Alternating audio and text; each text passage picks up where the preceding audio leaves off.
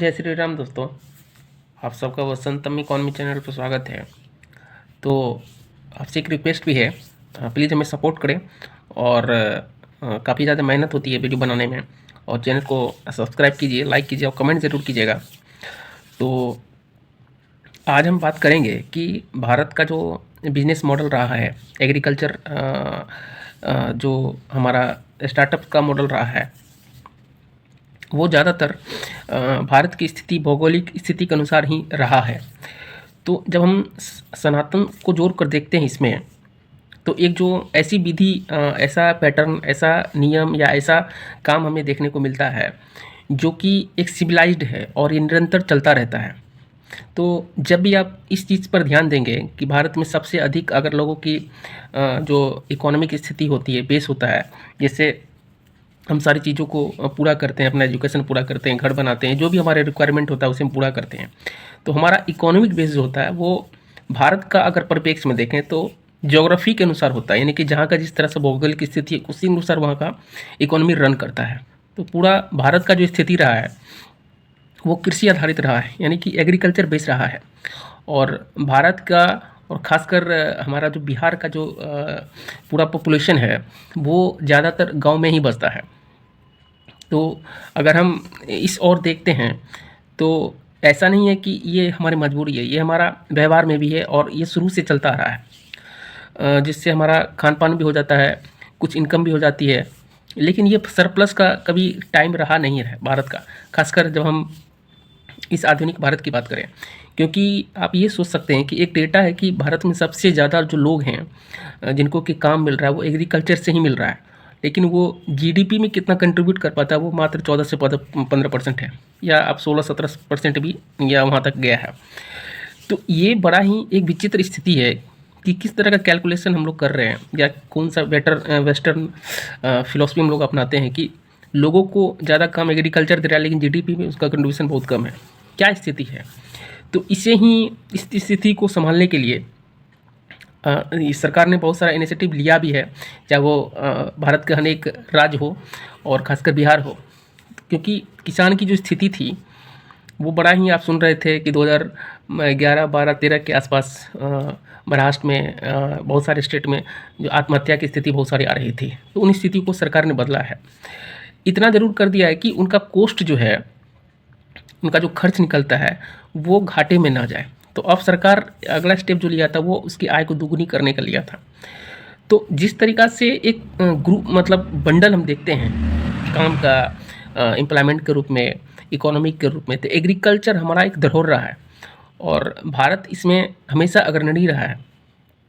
तो समझने वाली बात यहाँ यह है कि भारत का जो यूथ पॉपुलेशन है, जो कि अभी पूरी दुनिया में सबसे यंग है, तो अगर उसको हम इस दिशा की ओर अगर हम मोड़ सकते हैं तो सबसे बड़ा तो ये है कि एक एम्प्लॉयमेंट, रोज़गार क्रिएट कर देगा।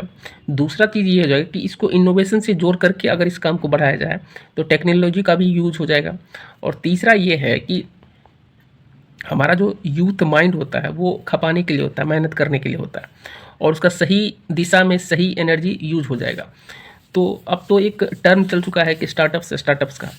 तो अगर हम जिस तरीक़ा से सरकार स्टेप ले रही है एग्रीकल्चर के थ्रू, लैंड के थ्रू, फूड प्रोसेसिंग के थ्रू, वेयर हाउस के थ्रू, और जितने सारे प्रोडक्शन होते हैं, आलू प्याज, जितना हमारे भारत में तो डाइवर्सिफाई बहुत इतना है कि हम उसको सोच भी नहीं सकते हैं। तो इन सारी चीज़ों पे सरकार जिस तरह से स्टेप ले रही है उसे आगे बढ़ाने के लिए, और जैसे हम बिहार से लीची देखते हैं, मुजफ्फरपुर से जीआई टैग मिला हुआ है, बिहार से मखाना देखते हैं, मिथिला से मिला हुआ है। तो जितने भी सारे प्रोडक्शन है आप उसको एक स्टार्टअप का रूप दे सकते हैं। मैं खासकर यंग की बात कर रहा हूँ। और जब ये स्टार्टअप्स करें तो यह बात ज़रूर ध्यान में रखें कि ये पहले आप अपना बिजनेस भारत में बनाइए, उसके बाद उसे फैलाना शुरू कीजिए। तो अब एग्रीकल्चर स्टार्टअप्स को कैसे रूप दे सकते हैं, इसमें बहुत सारे हैं, आपको आइडियाज़ मैं यहाँ दे सकता हूँ। तो पहला है कि एक है कि आप जो प्रोडक्शन होता है उसको आप लीज पे ले सकते हैं और सेल कर सकते हैं। दूसरा है कि वेयर हाउस बना सकते हैं, जिसको गोदाम बोलते हैं। तीसरा है कि अब उसे फूड प्रोसेसिंग के रूप में भी कन्वर्ट कर सकते हैं। जैसे कि जितने सारे हमारे रेस्टोरेंट या होटल्स होते हैं उनमें सबसे ज़्यादा उनकी डिमांड होती है। तो इस तरीक़ा से अगर हम एग्रीकल्चर को बेस माने तो सरकार का जिस तरह से इकोनॉमिक स्थिति का जो पॉलिसी रहा है वो एग्रीकल्चर की तरफ ज़्यादा मूव कर रही है। और ये दिन ज़्यादा दूर नहीं है कि ये 25 ख़त्म यानी 26, 27, 28 से आपको इसका रिजल्ट जो है पॉजिटिव की तरफ देखने को मिलेगा। और बहुत बम्पर तरीक़ा से किसान को एक खुशहाली की ओर आप देखेंगे, उसका इनकम बढ़ता हुआ देखेंगे, उनकी जो समृद्धि है वो सबसे अधिक होगी। जिस तरीक़ा से विश्व का पूरा एक डोमिनेंस रहा है टेक्नोलॉजी के थ्रू, डॉलर का जो इस तरह से रहा है, वो अब आपको ख़त्म होते दिखेगा। और भारत जो है अब अपने आत्मनिर्भरता की ओर बढ़ते हुए ये सारे कदम ले रही है। तो यूथ स्टार्टअप्स को करने से पहले इन चीज़ों को समझे कि ये बेसिस क्या होती है, क्यों ग्रो करेगा एग्रीकल्चर स्टार्टअप्स। इनका सबसे बड़ा कारण यही है कि जब एक खाई को आप भरते हैं तो वो खाई पॉजिटिव रिजल्ट देना शुरू कर देती है। तो वही स्थिति है कि एग्रीकल्चर जितने सारे लूप होल्स थे, सरकार उस पर एकदम 24 आवर और 365 दिन काम कर रही है। तो मैंने बताया इसका सरकार को बेनिफिट ये होगा कि यूथ उसमें इन्वॉल्व हो जाएगा, टेक्नोलॉजी उसमें इन्वॉल्व हो जाएगा। और जब लोगों की इकोनॉमी की स्थिति ठीक होती है तो परिवार का भी समृद्ध होता है, और वही परिवार जो राष्ट्र निर्माण में एक बहुत बड़ा योगदान करता है। तो अब जिस तरीक़ा से हम डिजिटल युग में जी रहे हैं उस तरीक़ा से देखें तो बहुत सारे स्टार्टअप आपको नए भी मिलेंगे, जैसे कि साइंस का स्टार्टअप शुरू हो गया है। और बिजनेस मॉडल तो हैं, जितने भी सारे हमारे मेडिकल्स इक्विपमेंट होते हैं उनका भी स्टार्टअप्स होता है। और उसको आगे तक ले जाने में सबसे बड़ा फ़ायदा ये होता है कि बाज़ार जो है भारत का वो 60% जो हमारा खुद का कंजप्शन है।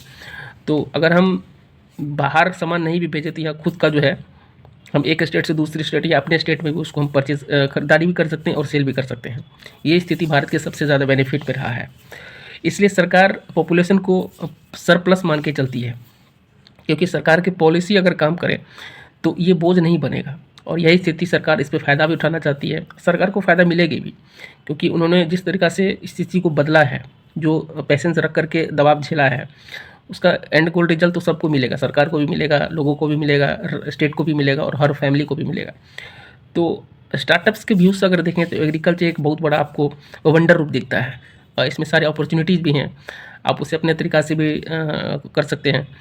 तो 25, 26, 27, 28 अब जो स्थिति है वो पॉजिटिव ही होगा। और बिजनेस कभी फेल नहीं होता, स्टार्टअप्स कभी फेल नहीं होता।